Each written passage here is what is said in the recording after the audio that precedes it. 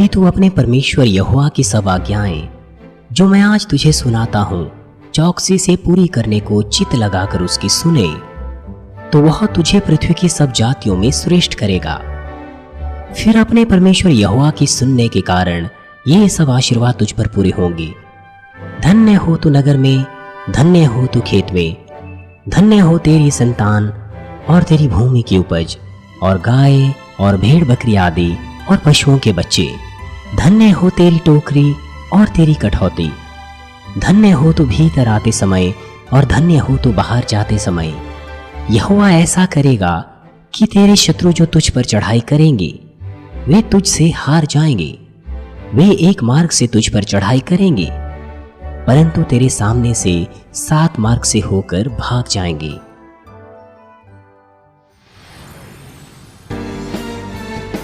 इस आजमाइश के द्वारा इसहाक अपनी बुद्धि पर निर्भर रहने वाले रवैये को बदल पाया।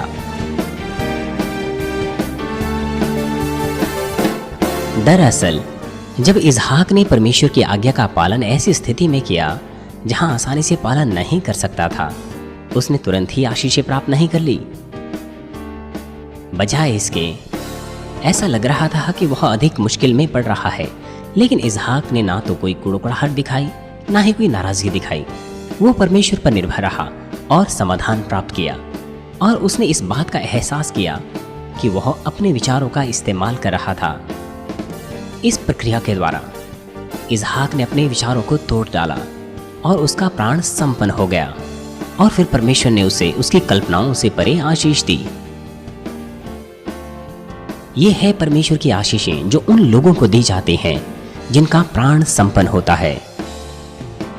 आशीषों को प्राप्त करने की 3 शर्तों को हम देख रहे हैं। सबसे पहला वो था परमेश्वर की आज्ञा और उसके वचनों के विषय में। मैंने आपको बताया था कि परिश्रम पूर्वक अपने प्रभु परमेश्वर की आवाज को सुनने का मतलब सिर्फ यह नहीं कि उसे सुनना और ज्ञान के रूप में एकत्र करना है, वरन इसका अर्थ है कि जो कुछ हम सुनते हैं उसका पालन करना है। मसीह में प्रिय भाई और बहनों, आइए अब हम आज्ञाओं को देखेंगे। बाइबल कहते हैं कि वो सब आज्ञाएं जो मैं तुझे सुनाता हूं उनको चौकसी से पूरी करना है।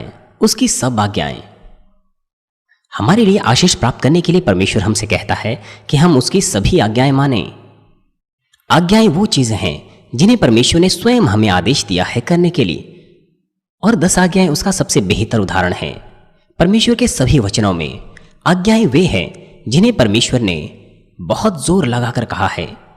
आज्ञा शब्द इसमें अपने आप में विवशता पाई जाती है, इसलिए यह कुछ ऐसा नहीं जिसमें हमारे पास विकल्प हो। यह कुछ ऐसा है जिसे साधारणतः हमें करना अवश्य है। और इससे भी बढ़कर यह पिता परमेश्वर की आज्ञाएं हैं जो सेनाओं का यहोवा है, जिसका मतलब यह है कि वो होना चाहिए। 10 आज्ञाएं उसकी आज्ञाएं हैं जो मानी जानी चाहिए। मान लीजिए आप 2 बातें कहते हैं। पहली बात कि सावधानी से गाड़ी चलाइए, और दूसरी बात गाड़ी चलाते हुए अपनी सीट बेल्ट लगाइए। ये दोनों बातें एक दूसरे से बहुत अलग अलग है। जब आप अपने बच्चे को कहते हैं कि आपको अवश्य ही गाड़ी चलाते हुए अपनी सीट बेल्ट लगानी चाहिए, निश्चित तौर पर यह बात बिल्कुल अलग है जब आप अपने बच्चों को सम्मति देते हैं कि सावधानी से गाड़ी चलाइए। यह आज्ञा है, यह कुछ ऐसा नहीं जिसे वो चाहें तो करें या चाहें तो ना करें। सावधानी से गाड़ी चलाइए, इसका अर्थ बहुत गहरा हो सकता है, लेकिन जब आप गाड़ी चलाते हैं आपको अवश्य ही सीट बेल्ट लगानी चाहिए। ये सीधा आपके जीवन से जुड़ी हुई है, इसलिए आप उन्हें कहते हैं कि अवश्य ही वो सीट बेल्ट लगाएं। यह उनके जीवन से जुड़ी हुई बात है। यदि दुर्घटना होगी तो वो मर सकते हैं। इस कारण से ये कानून के अनुसार अवश्य है। जैसे कि उदाहरणों में हम देखते हैं, परमेश्वर की ज्यादातर आज्ञाएं जीवन और मृत्यु से जुड़ी हुई हैं, आशीषों और श्रापों से जुड़ी हुई है। इसलिए हम कह सकते हैं कि यदि आप आज्ञाएं ना माने तो यह उद्धार की समस्या बन सकती हैं। लेकिन कुछ मसीही उन्हें आज्ञा मानना बोझ लगता है। सामान्य रूप से कहें तो उन्हें मानना उन्हें मुश्किल लगता है। हालांकि इसमें उनका अनंत जीवन पाया जाता है, लेकिन तो भी उन्हें मानना मुश्किल लगता है। जिसका मतलब यह है कि वो अपने आधे हृदय से अपना मसीह जीवन जीते हैं, यहां तक कि मरते समय उनके पास स्वर्ग जाने की निश्चितता तक नहीं होती। आपको अपना उद्देश्य नई यरूशलेम पर रखना है, स्वर्ग लोक पर कभी नहीं रखना है। अवसर ऐसे हो सकते हैं कि आप पीछे फिसल जाएं और नर्क में चले जाएं। आपको अपना उद्देश्य स्वर्ग लोक पर स्थापित नहीं करना है। जैसे कि मैंने आपको पहले बताया, आज्ञाएं कुछ ऐसी नहीं जो वैकल्पिक हो हमारे लिए, और यदि हमारी पास इच्छा हो उन्हें मानने की, तो वह वास्तविकता में कठिन चीजें नहीं है मानना। व्यवस्था विवरण 30 अध्याय 11 से 14 पद कहता है, देखो यह जो आज्ञा मैं आज तुझे सुनाता हूं वह ना तो तेरे लिए अनोखी और ना दूर है। ये तेरे लिए अनोखी नहीं है और ना ही दूर है। यदि आप परमेश्वर से प्रेम करते हैं तो यह मुश्किल नहीं होनी चाहिए, और ना यह तो आकाश में है कि तू कहे कि कौन हमारे लिए आकाश में चढ़कर उसे हमारे पास ले आए और हमको सुनाए कि हम उसे माने, और ना यह समुद्र पार है कि तू कहे कौन हमारे लिए समुद्र पार जाए और उसे हमारे पास ले आए और हमको सुनाए कि हम उसे माने। परंतु यह वचन तेरे बहुत निकट वरन तेरे मुंह और मन ही में है, ताकि तू इस पर चले।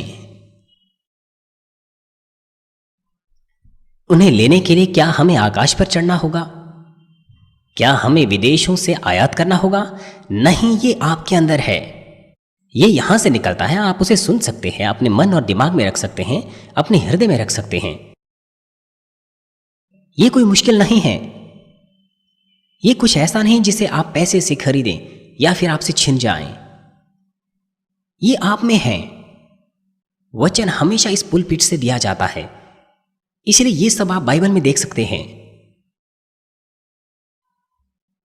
जब मैंने आपको कहा था कि जीवन के बीज श्रृंखला को आप 10 बार सुने, 3 राज्यों की कथा को 2 बार सुने, पढ़ें और बाइबल को पढ़ें, वो जो हृदय से पालन करना चाहते थे अवश्य ही उन्होंने महसूस किया होगा कि इसे मानना मुश्किल नहीं है। और दूसरी तरफ वो जिनके पास इच्छा नहीं थी पालन करने की, मानने की, अवश्य ही उन्हें लगा होगा कि ये बड़ा बोझ है उनके लिए। आपने बहुत से बहाने और बहुत से कारण बनाए होंगे कि आप पालन नहीं कर पा रहे हैं। पहला यूहन्ना 5 अध्याय 3 पद कहता है, और परमेश्वर का प्रेम यह है कि हम उसकी आज्ञाओं को माने। परमेश्वर से प्रेम करना उसकी आज्ञाओं को मानना है, और आज्ञाओं को मानना परमेश्वर से प्रेम करना है और परमेश्वर से प्रेम पाना है। चरवाहे के वचनों का पालन करना चरवाहे से प्रेम करना है और चरवाहे के द्वारा प्रेम पाना है। वो जो मुझसे प्रेम करते हैं इस तरह से, वो अपने सपनों में मुझसे मिलते हैं। निर्भर करता है कि आप चरवाहे से कितना प्रेम करते हैं। निश्चित तौर पर आप मुझे अपने सपने में देखते हैं। अगर आप नहीं देखते तो आप मुड़कर सोचिए अपने बारे में कि अपने रोजमर्रा के जीवन में आप चरवाहे के बारे में कितना सोचते हैं। क्या आप चरवाहे को याद करते हैं? नहीं, इसीलिए मैं आपके सपने में नहीं आता, क्योंकि मेरा आनंद के साथ स्वागत नहीं होता, मुझे ग्रहण नहीं किया जाता। परमेश्वर कहता है कि जो मुझसे प्रेम रखते हैं मैं उनसे प्रेम रखता हूं। जो परिश्रम से मुझे ढूंढते हैं वो मुझे पाते हैं। क्योंकि आप परिश्रम से मुझे नहीं ढूंढते, इसलिए आप मुझे नहीं पाते। ऐसा नहीं कि मैं नहीं चाहता कि आपके पास आऊं। बहुत सी संख्या में लोग अपने सपनों में मुझसे मिलते हैं और अपनी समस्याओं का समाधान प्राप्त करते हैं। परमेश्वर का प्रेम यह है कि हम उसकी आज्ञाओं को माने, और उसकी आज्ञाएं कठिन नहीं। परमेश्वर की आज्ञाएं उनके लिए कठिन नहीं होती जो परमेश्वर से प्रेम करते हैं। बजाय इसके वो आज्ञाओं में पाए जाने वाले पिता परमेश्वर के प्रेम को महसूस करते हैं, इसलिए परमेश्वर के वचन को मानना उन्हें आनंदमय लगता है। आज्ञा पालन करना और मानना वो आनंद और खुशी का स्रोत होना चाहिए। व्यवस्था विवरण 10 अध्याय 13 पद में लिखा है, और यहोवा की जो जो आज्ञा और विधि मैं आज तुझे सुनाता हूं उनको ग्रहण करें, जिससे तेरा भला हो। यहां पर लिखा है हमारी भलाई, हमारी खुशी के लिए ये आज्ञाएं हमें दी गई है। इसीलिए यदि हम परमेश्वर के इस हृदय को समझें तो हम परमेश्वर की आज्ञाओं का पालन करेंगे, जो हमें कहता है कि हम वो काम स्वयं सेवा से करें और आनंद के साथ करें। ऐसे लोग वो लोग होते हैं जो पूरी तरह से अपने पात्र को आशीषों को पाने के लिए तैयार करते हैं।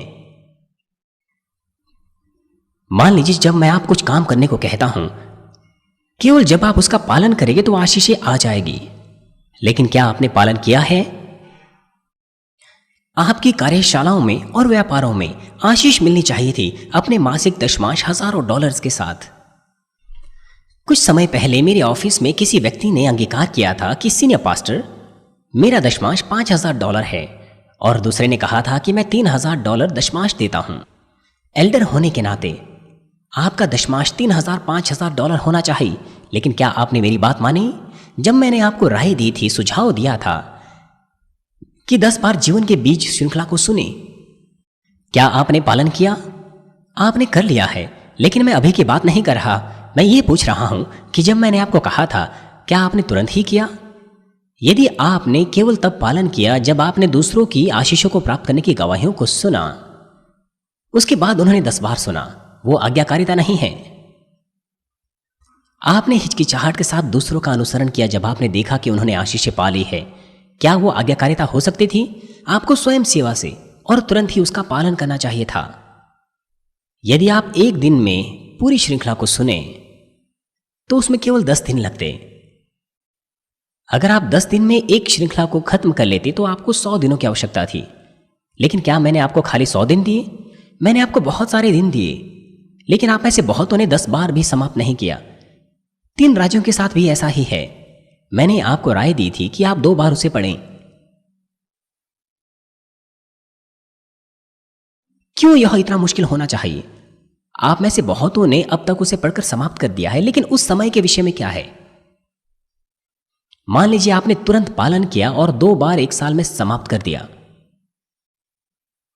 मान लीजिए आधे साल में 1 बार आपने पढ़ दिया, तो फिर आप में से कितनों ने आधे साल में 2 बार पढ़कर समाप्त कर दिया?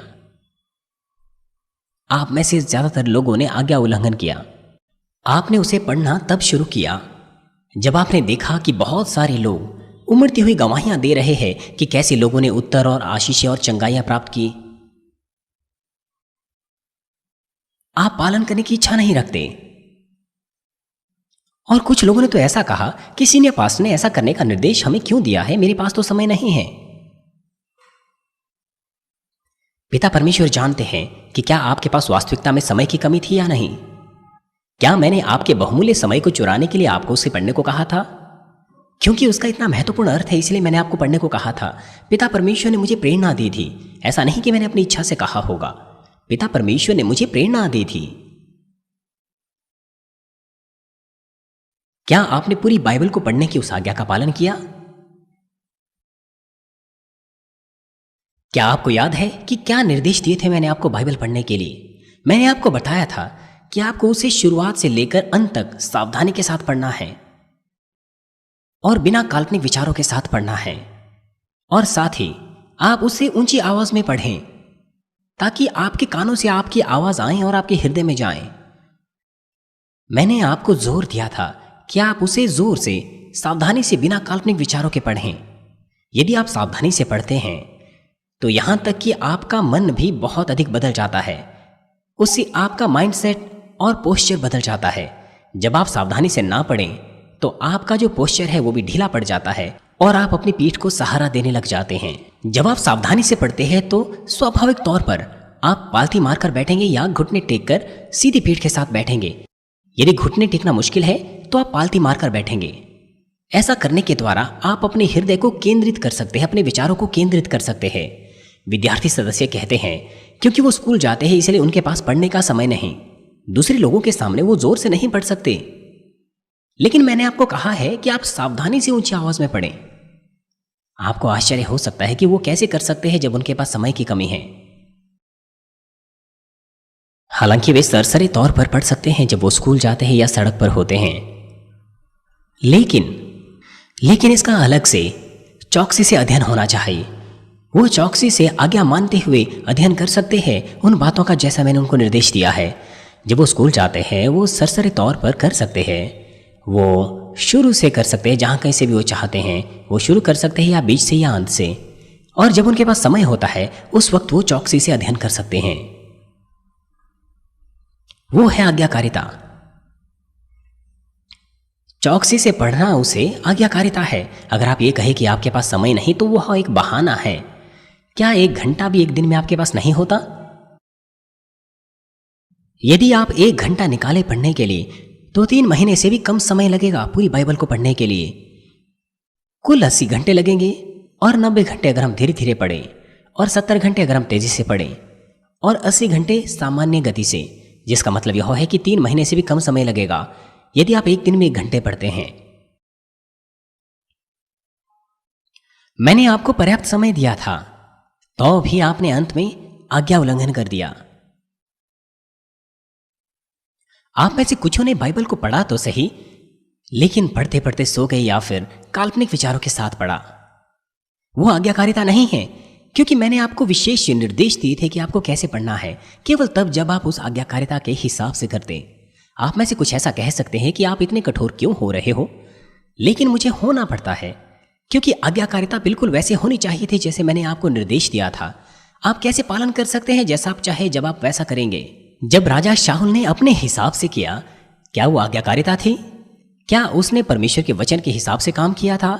वो केवल अपने विचारों के हिसाब से चल रहा था। वो आज्ञाकारिता नहीं है। चौकसी से पढ़ने से आपको क्या मिलेगा? जैसे कि मैंने आपको बताया, अगर आप सावधानी से पढ़ेंगे तो वह आपके हृदय में रहेगा, क्योंकि आप सावधानी से बिना काल्पनिक विचारों या किसी और सोच विचारों के पढ़ते हैं। इसीलिए जब आप थकावट महसूस करते हैं उस वक्त आपको नहीं पढ़ना चाहिए। आपको अपने बचे हुए समय में 1 घंटा निकालना चाहिए ताकि आप उन वचनों को याद रख सकें, अपने हृदय में अंकित कर सकें। जब आप ऐसे पालन करेंगे तो कोई संदेह नहीं कि आप उसे चौकसी से पढ़ेंगे, और साथ ही वचन को मानना वो अपने आप में महत्वपूर्ण है। पिता परमेश्वर आपके इन कामों को, आज्ञाकारिता के कामों को बहुत ऊंचा समझते हैं। इसीलिए वो जिन्होंने मेरे वचन की आज्ञा को मानते हुए सावधानी से वचनों को पढ़ा था, अवश्य ही कम से कम 1 उत्तर या अधिक उत्तर उन्हें मिला होगा, या तो समस्या का समाधान, या फिर चंगाई, या आर्थिक आशीषें, या फिर विश्वास की अत्यंत उन्नति के रूप में। पिता परमेश्वर ने अवश्य ही आपको किसी न किसी चीज में निश्चित रूप से आशीष दी होगी, क्योंकि आपने पालन किया था मेरी बातों को मानने के लिए। इसलिए पिता परमेश्वर आपको आशीष देने में अनदेखा नहीं करते, क्योंकि उन्होंने आज के दिन तक मेरी बातों को निश्चित किया है।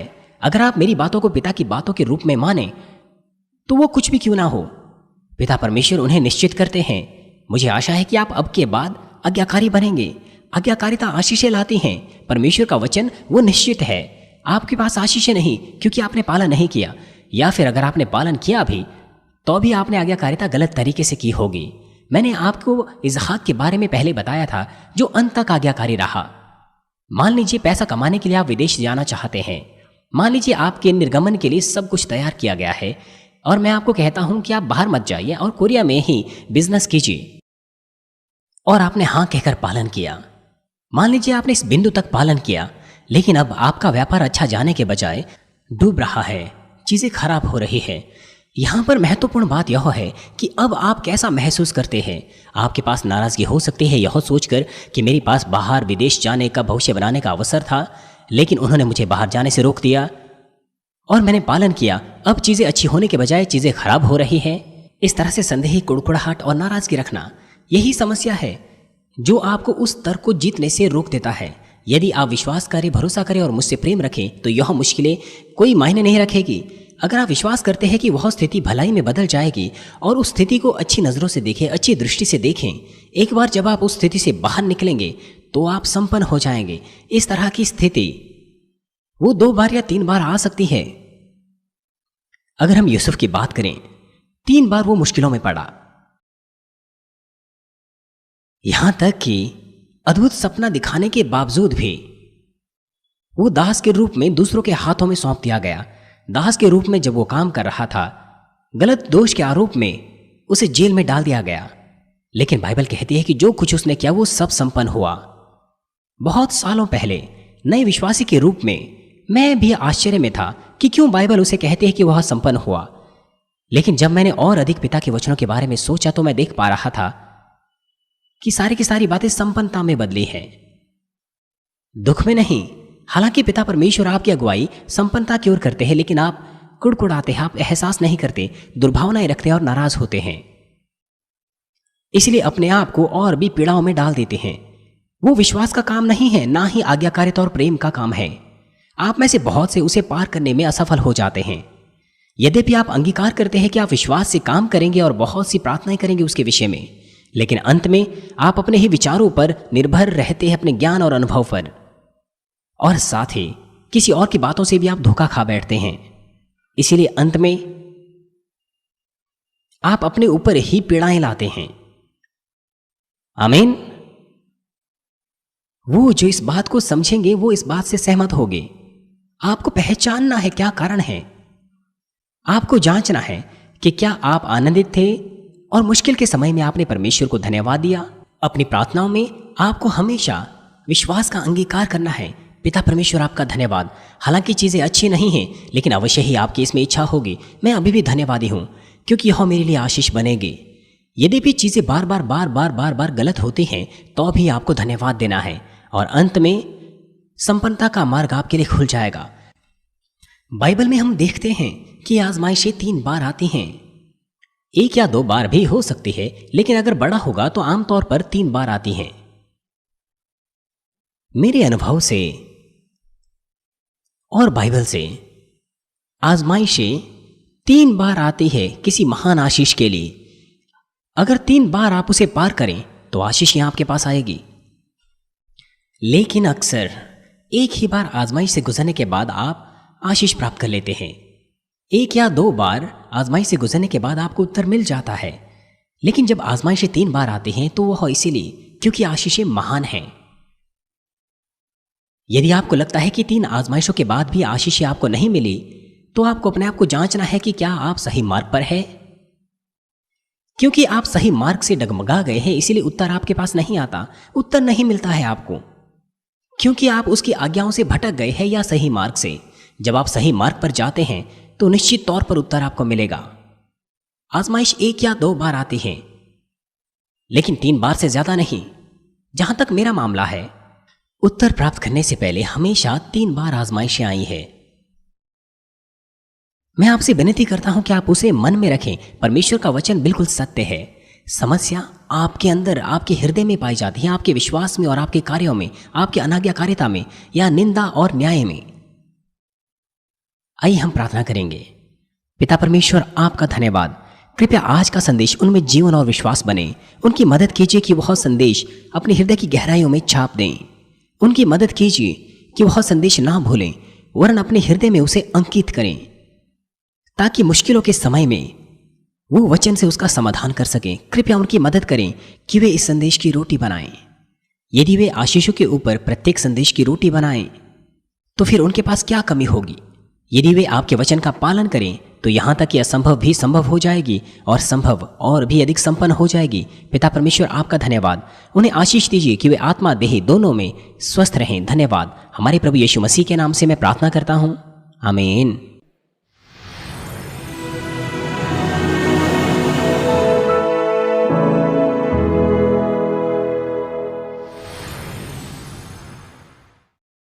हालेलुया। सर्वशक्तिमान प्रेमी पिता परमेश्वर, कृपया अपना हाथ तमाम भाई और बहनों पर रखें जो इस वक्त यहाँ पर इस प्रार्थना को ग्रहण कर रहे हैं। अपना हाथ तमाम सदस्यों पर रखें, शाखा कलीसियाओं में और स्थानीय कलीसियाओं में, और तमाम GCN टीवी दर्शकों पर और मानवीन टीवी दर्शकों पर, और वो जो इस सभा को सैटेलाइट, केबल और इंटरनेट के द्वारा संसार भर में देख रहे हैं। उनके हृदय में विश्वास बोइए और उनके नकारात्मक विचार और शक दूर कीजिए। तमाम क्लेश और आजमाइशें उन्हें छोड़ के चले जाएं। सिर से लेकर पैर तक उनके सभी बीमार और दर्द भरे अंगों को, अंदरूनी अंग, कोशिकाएं, ऊतक और तंत्रिकाओं समेत पवित्र आत्मा की आग के द्वारा जला दीजिए। सृष्टि की ज्योति उन पर आ जाए। यीशु मसीह के नाम से मैं आज्ञा देता हूँ, शत्रु, दुष्ट और शैतान, तमाम बीमारियां, रोगाणु, विषाणु और निर्बलताएं दूर हो। ज्योति उन पर चमके। उनके तमाम असाध्य और अंतकारी रोग पवित्र आत्मा की आग के द्वारा झुलसा दीजिए। तमाम प्रकार की महामारियां और संक्रामक रोग, मलेरिया समेत दूर कीजिए। तमाम नई और अज्ञात बीमारियां, स्वाइन फ्लू सहित उनसे दूर हो, साफ हो जाएं और वो ठीक हो जाएं। पिता, उन्हें हर प्रकार के रोगाणुओं और विषाणुओं से और बैक्टीरिया से सुरक्षा दीजिए।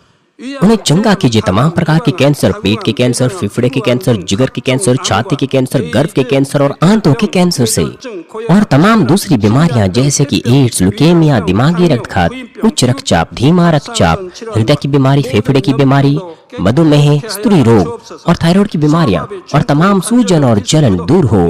पोलियो, लकवा, गठिया, हर्निएटेड डिस्क और दूसरी बीमारियों से वे चंगे हो जाएं। तमाम दूसरे दर्द उनसे गायब हो जैसे कि पीठ दर्द, सिर दर्द और मानसिक दर्द, मिर्गी, स्वलिनता, उदासी, तंत्रिका रोग और तमाम दूसरी मानसिक बीमारियों से वे आजाद हो जाएं। तमाम प्रकार के लकवे से वे खो जाएं, उठें, चलें और वे कूदें। वे अच्छी आंखों की दृष्टि प्राप्त करें, अच्छे सुनने की शक्ति प्राप्त करें, अंधों की आंखें खुल जाएं, बहरे सुनने लगे और गूंगे बोलने लगे। दुर्घटना के तमाम दुष्प्रभावों को चंगा कीजिए, उनकी टूटी हड्डियां ठीक कीजिए, उन्हें जलन से ठीक कीजिए, जलन और दहन संवेदनाओं से दूर हो। पिता, कोई दाग वहां न रह जाए। तमाम प्रकार की नशे की लत से, जहर पदार्थ और उनके इस्तेमाल से साफ हो जाओ। पिता, मरी हुई कोशिकाओं, ऊतक और तंत्रिकाओं को फिर से जला दीजिए, मृतकों को जला दीजिए, उन्हें आशीष दीजिए गर्भधारण की। पिता, कृपया उन्हें गर्भधारण की आशीष दीजिए। यीशु मसीह के नाम से मैं आज्ञा देता हूँ, शत्रु, दुष्ट और शैतान, हवाओं के शासक, अंधकार की सेनाएं और उनके दास उनसे दूर हो। बुरी आत्माएं, अशुद्ध आत्माएं, झूठी आत्माएं, धोखे की आत्माएं, झूठ की आत्माएं, अलग करने वाली आत्माएं और तमाम अंधकार के बल दूर हो। दुष्टता के तमाम बंधन खुल जाएं, अंधकार दूर हो, ज्योति आ जाए। पिता परमेश्वर, उन्हें ताकत दीजिए कि वे प्रार्थनाओं में पुकारें, सामर्थ्य दीजिए पापों को दूर करने की और वे पवित्र हो जाएं। वो भले स्वस्थ में बने रहे जब उनका प्राण समृद्ध होता है। उनके परिवारों में भी सुसमाचार का प्रचार किया जाए। उन्हें सुरक्षा दीजिए तमाम प्रकार की दुर्घटना और विपत्तियों से, और आशीष दीजिए कि वे एक संपन्न जीवन सब बातों में जीने पाएं। कृपया अपने बच्चों को उनके घर, कार्यशालाओं और व्यापारों को सुरक्षा दीजिए। पवित्र आत्मा की आग की दीवार से, स्वर्गीय सेना, स्वर्ग दूतों और अपनी धधकती आंखों के द्वारा विद्यार्थियों को बुद्धि और समझ दीजिए, और उनके हृदयों को और भी जुनून और पढ़ाई की इच्छा से भर दीजिए। उनके हृदय और मनों को संसारिक चीजों से दूर रखें, और उनके हृदय में और भी परमेश्वर के लिए जोशीला प्रेम रोपी। अपने बच्चों को आशीष दीजिए, और वो आपको सब बातों में महिमा दे, जो कुछ भी वो करें, चाहे वो खाए पिए या जो कुछ भी करें। वो अंगीकार करने पाए और गवाही देने पाए जीवित परमेश्वर की, यह कहकर कि मैं परमेश्वर से मिला हूँ, मैंने परमेश्वर का अनुभव किया है और उससे यह आशीषें और उत्तर प्राप्त किए हैं। पिता परमेश्वर, आपका धन्यवाद, सारी महिमा केवल आपको मिले। हमारे प्रभु यीशु मसीह के नाम से मैं प्रार्थना करता हूँ, आमीन।